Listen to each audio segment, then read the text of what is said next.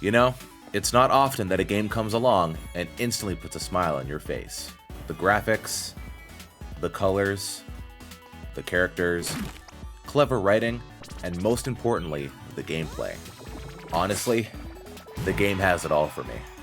For fans of turn-based RPGs, you're going to want to keep your eyes on this one. Now, before I actually get into the review, I just want to give a huge shout out to WildArts for supplying me a copy of the game to review. I feel incredibly honored to have been given this chance to be a part of something amazing.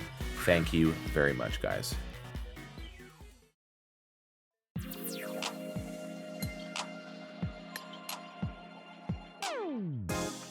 Now, to preface this, Born of Bread was inspired by the Paper Mario series, specifically Paper Mario: The Thousand Year Door. To anyone who really loved that game, and well, I imagine pretty much everyone did, then I'm sure this will get a rise out of you.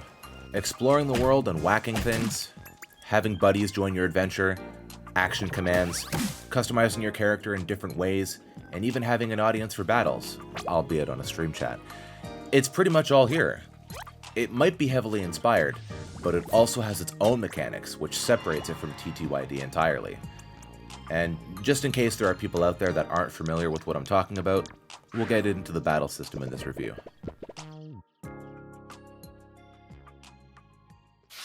The story begins with a group of archaeologists exploring some kind of site.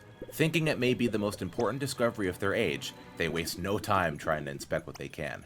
They're, let's say, a few slices short of a loaf, because they end up summoning a group of beings from a different age. They seem to be after something, so these beings set off on a castle they think they remember. The events they claim to have happened don't match up to the castle they see now, but still are determined to get what they came for. While this is going on, the employed baker at said castle makes a dish for Her Majesty. The guard passes on the message from Her Majesty saying she wants a recipe found in a particular book. Upon making it though, and there's the title of the game. Panic sets in that he's already a dad, but remembers that he has some spare clothes. He brings them for this being that just got born, gives him the name Loaf. Get it, because it's a bread joke. And panics again, because he now has no bread for Her Majesty. He drops his ladle, and Loaf picks it up. It'll be our main weapon in the game, similar to the Paper Mario series, how Mario has his hammer. The ancient beings show up while he explains what happened, and is now being accused of summoning these beings.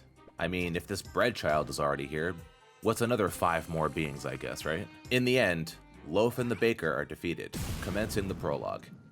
Now, I won't go any further story-wise because I don't want to say too much, but I at least wanted to give everyone some context so you at least understand what's going on.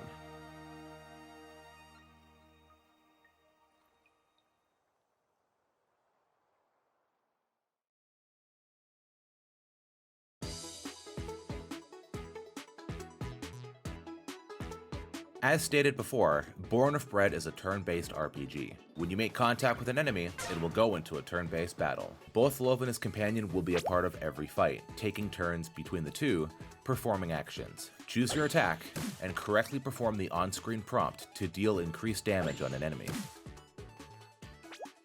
Once the opposing team is defeated, Loaf will gain Might, which is your experience in this game.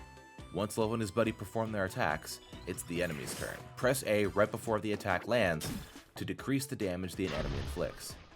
Be careful, some enemies will attack more than once.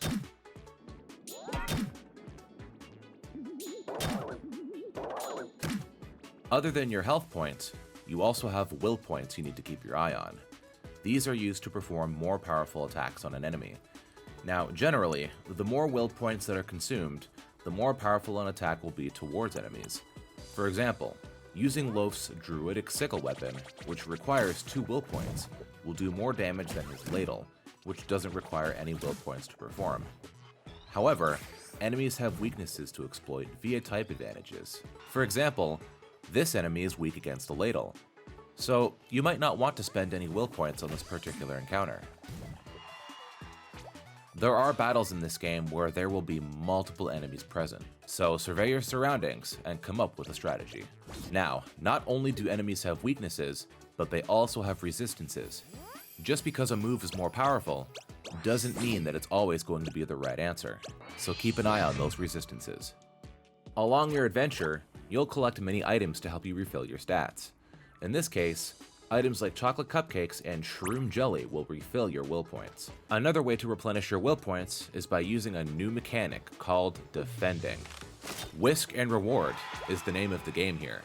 Completely skip your turn and allow all of the on-screen enemies to attack you. Each successful block will net you additional will points. If you're not successful, you'll take damage and gain nothing, so be prepared. There were legitimate moments where I actually didn't have a lot of will points in a battle, decided to go the defend option because there were a lot of enemies, got a lot of will points back, and then used a really powerful move to wipe them all out. It was incredibly satisfying to see it play out like that. Moments like this are what make the battle system very engaging. Dub is a character that allows you to save your progress, and also streams your fights. And at some point in the game, you'll unlock the stream chat for your battles. The better you perform, such as performing on-screen prompts or blocking attacks, the more will points you'll get back during battles. Don't loaf around though. Attack an enemy while in the overworld to get some extra damage in before the battle even begins.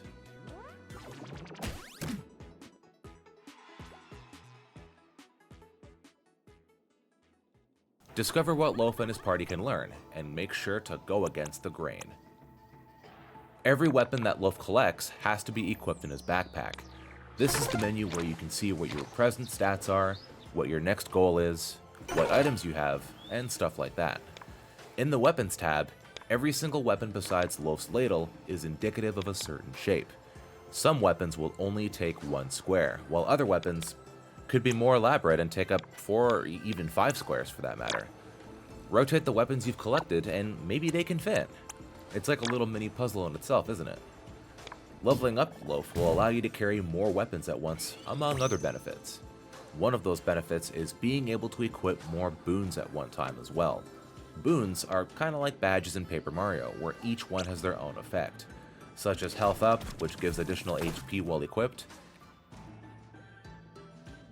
and Type Sight, which allows you to see enemies' weaknesses and advantages while equipped. Each boon takes up 1 square, so level up and increase how many you can carry at once. Completing side quests for characters and using your companion's abilities will also assist you in finding more goodies for your adventure, such as digging and materializing objects to get to otherwise inaccessible places. Discover new abilities and sift through everything the world has to offer. The main thing you'll collect are clovers. This is currency for the game, and you'll be able to buy a bunch of different things, such as items, boons, and even sleeping at inns to replenish your stats.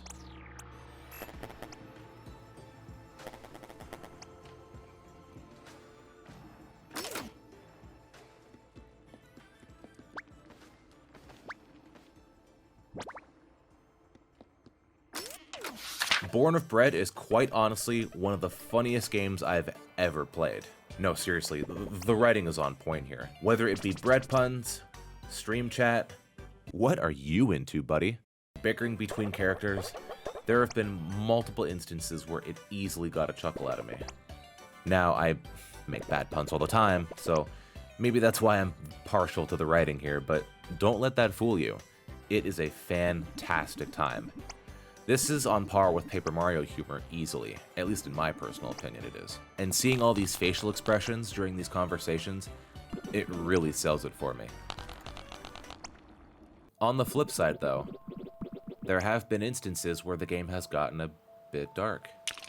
So don't be fooled by its colorful exterior. There are moments where it legitimately can get sad and can honestly be pretty relatable at times. There have been instances where I've gotten some dad vibes here, and have gotten some pretty philosophical messages. There wasn't one moment where it didn't feel genuine, and I really do like it when a game sprinkles this stuff in here and there. There's actually some fairly deep backstory with Jester and the gang. I won't spoil what his motives are, but there is definitely reason for him doing what he's doing.